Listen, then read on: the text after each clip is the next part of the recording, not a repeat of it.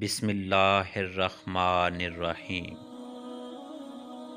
ناشکر انسان خدا کو تب یاد کرتے ہیں جب انہیں خدا سے کچھ پانے کی تمنا ہوتی ہے۔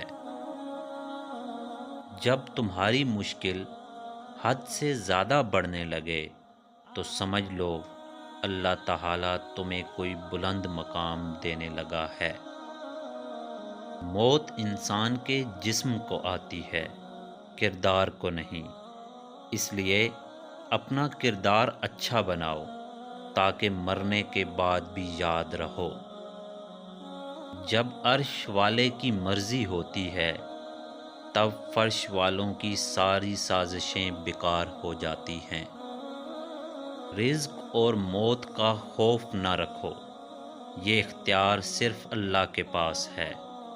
بے شک نہ کوئی تمہارا رزق چھین سکتا ہے اور نہ تمہیں موت دے سکتا ہے سوائے اللہ کے۔ دنیا کی محبت سے رب نہیں ملتا، مگر رب کی محبت سے دنیا اور جنت دونوں مل جاتی ہیں۔